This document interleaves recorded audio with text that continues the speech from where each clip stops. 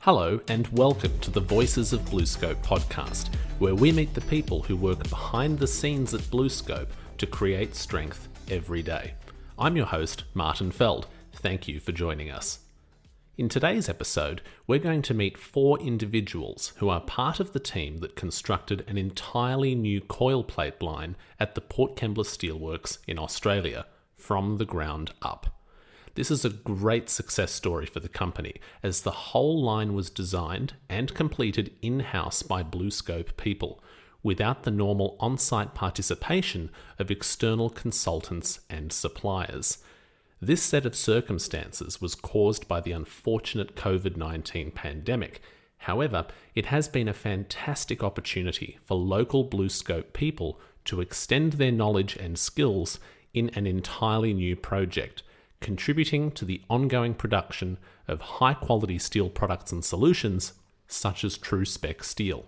We had the pleasure of speaking with Ashley Becker, William Alexander, Kiel Pemberton, and Andrew Jovanovski about the project, and will be sharing each of the one-on-one interviews that took place right next to the new coil plate line. They go into detail about the project, their own roles in it, and their personal experience of working with BlueScope. Whether you're an engineering expert or not, there is a useful lesson here for everyone. Never shy away from a challenge. First up, we meet Ashley, who is an operations engineer on the project. He explains the purpose of the new line and some of the benefits of automation. Let's cross over to that interview now. So we're standing here at the coil plate line in Port Kembla with Ash, who is an operations coordinator. Can you give us a bit of an insight into your role and where we are? What's going on here at the moment? So at the moment we're here looking at the new coil plate line, the new true spec line. My role is the operations engineer on the project. I also am the operations coordinator of this precinct area. So my role here is to make sure that all the SOPs, sequencing for some of the equipment moves and all that kind of stuff's how we would like it from an operations point of view. SOP is a standard operating procedure. It's what we give to our operations personnel to run the line and make sure it's done safely and efficiently. Can you give us some context, some background about how this entire plate line came about, what the project is all about? Yeah, so this plate line's actually our second plate line. We already have a plate line existing in a different building. We're building this line to offer up a different section size, so it produces a slightly different product to the other line, and also to help us with overall volume, so we'll be able to produce more of it.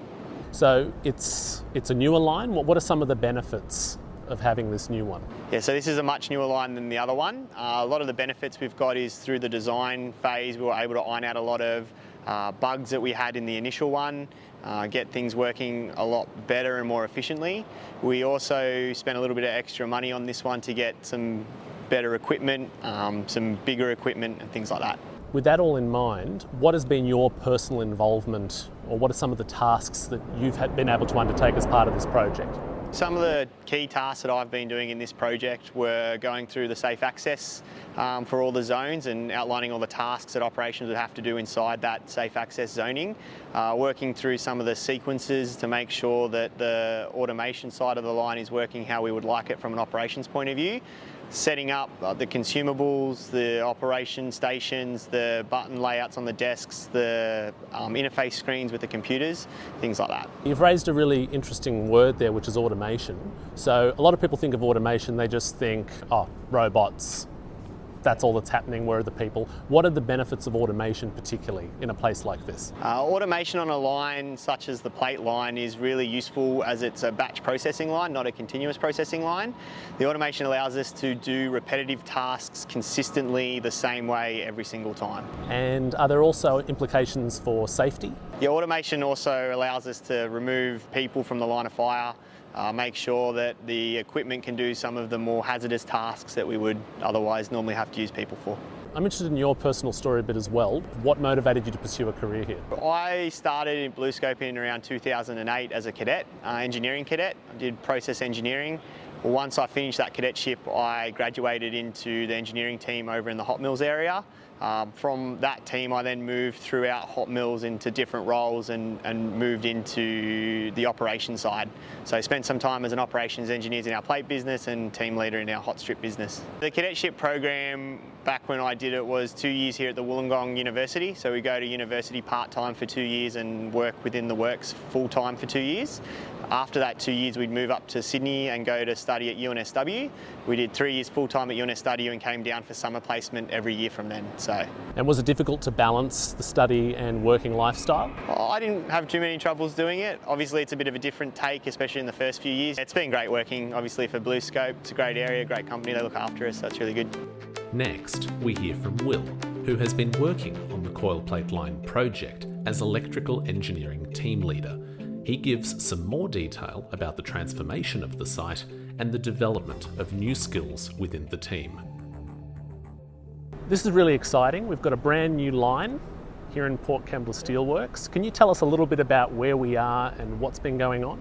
So we're in one of the, older facilities of Port Kembla. So we're slowly reclaiming the area. So obviously behind us here we've got a brand new line that we're putting in. So we've reclaimed the whole floor area, built this line in the last few months and are in the process of commissioning it. Can you give us a bit of an idea of what this place was like before all of this new construction came in? What was here? If you go back quite a few years, I think the early 2000s, where there was a cold mill, some roll grinders, all throughout this area. A lot of that was decommissioned quite a while ago, but there was still remnants left. So a lot of that's now been removed.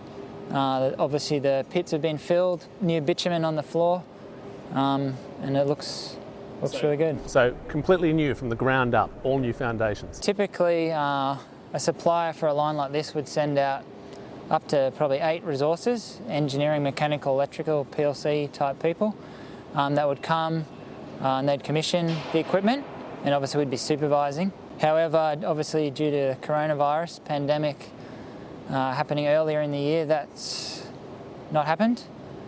We've still liaisoning with the suppliers, but we've effectively been commissioning on our own, just a handful, the project team here in Hot Mills, Port Kembla, and just been taking our time working through. We're different to a supplier in that we actually operate the lines. This is not our first core plate line, so we actually know a lot of how the line needs to operate, some of the challenges that it can face. As we're commissioning, we can work a lot of that knowledge into changing things, automating things, just generally improving the process, so make it more streamlined, more efficient. It's also a great opportunity. In Hot Mills we have a generally young electrical, particularly engineering team.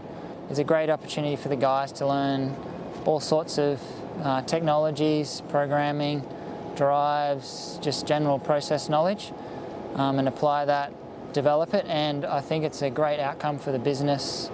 We obviously keep that knowledge here. Talking about people learning, developing skills and so on, I want to turn to you now. So when did you first join BlueScope, and can you give us some detail about the path that you followed to get to where you are now in this project? Yeah, no worries. So I started in BlueScope in 2008 as a cadet. So I'd done 1 year of university and then I joined the cadetship program as a mechatronics engineer. I obviously went through the training shops, did a year there. I actually started in hot coil processing and dispatch at the skin pass mill for a year, or 18 months actually. I then spent time, nearly 2 years, in our fluid power department. So we'd service all of Port Kembla, any hydraulic, pneumatic related projects, support, troubleshooting. So that gave me a lot of exposure to Port Kembla as a whole, and particularly fluid power topics. I then came into the Hot Mills engineering team as a cadet, doing mainly electrical engineering work. I completed another 2 or 3 years there and then graduated and kept my position in the Hot Mills engineering team. And then after a few years I took over as the team leader for the team. So I've been in BlueScope now 12 years. So I was involved in the original core plate line, another slitting line that we've put in, and a few other smaller lines. So I've been involved with those projects as part of that team the whole way along. Where do you think you see yourself in the future? BlueScope is a great business to work. As an engineer, I think I find obviously pleasure in challenges, technical challenges. Being the team leader, I also enjoy some of the people challenges and leading the team, motivating the others, seeing other people develop and giving them challenges as well. But I think particularly even here in hot mills, there's a lot of opportunities to learn, to be innovative, try new things, which is enjoyable, helps the individual develop, and provides really good benefits to the company and the processes and equipment that we're working on. We now move on to Kyle, who works as a coil plate operator. He dives into the specifics of the process itself and outlines his role in helping to set up the required machinery. Coils are loaded onto the mandrel. They're unrolled and flattened depending on what gauge and grade you're running. It'll then go onto the stretcher and the steel is stretched to its yield point. That takes out the memory in the steel so that it takes out that coil shape so it won't want to return to the coil shape. That helps for when customers want to cut the steel, especially like with laser. It won't warp and distort when they cut it. Okay, and what's been your personal involvement in setting up this new line? Yeah, so I've been an operator for about 3 years now. Before that, I'm actually a fitter and turner by trade. I've gone onto the production role just to sort of get a different feel. My involvement is more or less help setting up the machine, make it easy to use. My trade experience probably does help there because I know how the machine works. And just to make it more efficient. So you said you were a fitter and turner at first, yes, and it's been 3 years in this role. What was the sort of inspiration or what prompted you to move into this sort of role you're in now? So, something different, something new to learn. I'm always looking to gain new skills, and learning how to operate the machine and as well as fix it sort of goes hand in hand. It's all new to me, especially this line. I'm just trying to watch, listen and learn as much as I can. Can you tell us how long you've been at BlueScope and what your general career path has been? Yes, so I started as an apprentice in 2014. In that time I went around more or less every department in the steelworks and learnt my trade. After that I then got offered a job in HCPD, which was where I finished my apprenticeship up. HCPD stands for Hot Coil Processing and Dispatch. At the time there wasn't a trade job available, but there was an operator's position. So I just took it as an opportunity to learn something new. What motivates you to come to work at BlueScope? The motivation for me is I know I can come to work and learn something new. Creating good quality products for people. Last, but certainly not least, we speak with Andrew, a mechanical engineer, who describes his first experience on such a project and how he was involved in the design process. So where we're standing right now, what's happening next to you? So right here, basically we've got our leveler, and then we've got our entry pinch rolls and the entry to our stretcher. So basically what the leveler does, the plate will come through, the top cassette will plunge down to basically level out the strip to make it level enough to feed through the rest of the system. Sounds very complicated. Yes. I'm glad you're doing it and I'm not. So we've spoken to a few different people here about their roles in creating this project, bringing it to life. You're a mechanical engineer, so what are some of the special considerations that you had to make this project a reality? So my main role was to look after the design review of each individual piece of equipment. So once the OEM was selected, we worked very closely with them for basically the leveler, pinch rolls, stretcher, so on and so forth. As they designed them, they sent it back to us, and I basically looked after the main portion of the design review to see what needed to be adjusted for our site condition and the product we wanted to run. And have you had the chance to work on something quite like this before here at BlueScope? No, this is my first project that I've been on like this. So most of my other projects have been within the hot strip mill and plate mill, which looked after more so plant improvement projects. This was my first major CapEx project that's basically from the ground up. It's been really, really enjoyable. Good to see a different commercial side of how the business operates and how the projects run, and to see something go from start to finish from the ground up. Can you give us a bit of an insight into some of the other special equipment that has been produced here that would normally come from some sort of supplier? Two main pieces of equipment that I guess wouldn't necessarily come as per standard on a coil processing line is number one, the balance pack stacker, which is just on the exit end of our stacking crane, and then also our wrapping dispenser. With the balance pack stacker, there's a need that when we're running product, sometimes you'll have some loose, essentially, plates left over to make a full 4-ton, 2-ton, 6-ton pack. On the old processing line, it's basically put them on the floor with a crane, and then when you need them, pick them back on the crane and fit them back into line. What the balance pack stacker allows is to basically side shift it off the line, and then when we need that additional plate, we can slide it back into a brand new pack that's coming along the line. The second one is the wrapping dispenser. So it's the first of its kind that was basically designed in-house by our team, and it's basically to automate the actual feeding of the paper onto the actual plate pack to allow it to be then hand wrapped by an operator. You mentioned the things that you've done before. When did you start at BlueScope and what led you up to this point? Started in BlueScope in 2011 as a mechanical cadet, and I transitioned through various departments, ended up in the current team I'm in 2015, been here ever since. So just been working through various projects, trying to build up my experience. Got asked to join this project and jump on it and get a different bit of experience.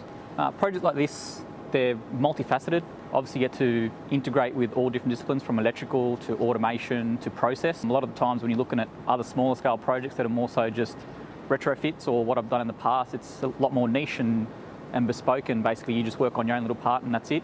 And it's been really good interacting with overseas and international suppliers, and something that I can definitely see myself doing in the long run. What would you say to people who are wanting to learn more about BlueScope? How would you describe the experience of being here?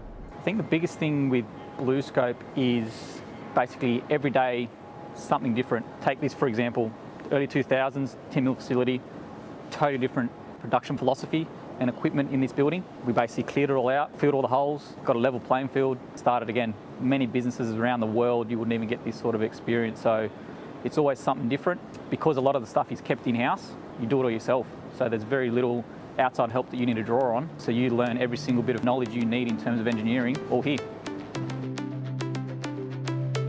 That concludes our story of Port Kembla's new coil plate line. Thank you to Ashley, William, Kyle and Andrew for their participation, and thank you, dear listener, for choosing to spend your time with us. If you're interested in learning more about the project and seeing the line itself, there is a dedicated Focus On video clip on our TV BlueScope YouTube profile. For other news and updates, make sure to visit bluescope.com, follow BlueScope on LinkedIn, or subscribe to @BlueScope on Twitter. You can find all of these links in this episode's show notes within your podcast player of choice. It has been great to have you with us today for this episode of Voices of BlueScope. Catch you next time.